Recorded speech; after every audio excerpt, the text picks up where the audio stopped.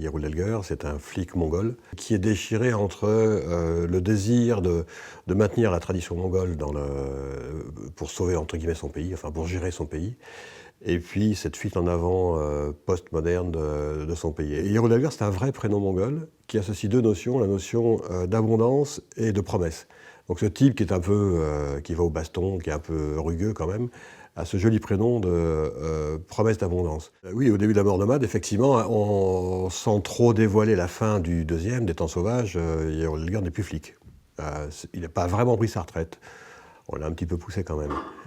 Mais effectivement, il est ailleurs à la fois dans le temps et dans l'espace, et il cherche une sorte de paix intérieure, autrement que dans son métier, et avec une sorte de retour aux sources à ce qui a été son éducation, qui est une éducation à la fois chamanique et bouddhiste, quoi. En fait, il faut savoir que Yeroul Elgar, pour moi, c'est la même chose que la Mongolie. Quand je parle de lui, je parle de la Mongolie. Quand je parle de la Mongolie, je parle de lui.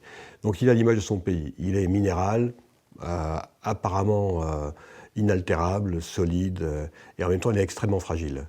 Donc je lui ai donné des fragilités dans son histoire familiale, puisqu'il a perdu une petite fille. Je lui donne des fragilités parce qu'il est dans un système qui est fondamentalement corrompu. Je voulais un décor minéral. On a eu un gros coup de cœur en voyageant en Mongolie en 2008. Donc tout était en place, il était minéral, il y avait des magnifiques paysages, etc. J'ai compris que je pouvais me servir du côté chamanique de la Mongolie. Ça faisait rentrer dans ce qui est l'essence du polar, la mort, la violence, la rédemption, le destin, cet aspect chamanique qui donne à ces éléments-là une rugosité différente, une aspérité différente. Donc je me suis dit, voilà, c'est le bon décor pour mon personnage. J'ai une façon un peu particulière d'écrire.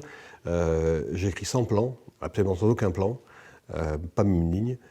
J'écris sans documentation préalable et j'écris d'un seul jet les 500 ou 600 pages. J'écris comme je voyage, c'est-à-dire j'écris curieux. Et dès que je sens, à partir d'un souvenir que j'ai de quelque chose, dès que je sens que je peux apporter quelque chose de supplémentaire au lecteur, ça me plaît bien. Et donc c'est pour ça que j'ai choisi dans chacun des bouquins d'avoir un fond géopolitique, même si c'est la fin d'Yeroul Elgar, en tout cas de son aventure avec ce troisième, avec la Mort-Nomade. J'espère qu'il va devenir une légende vagabonde qui va continuer forever.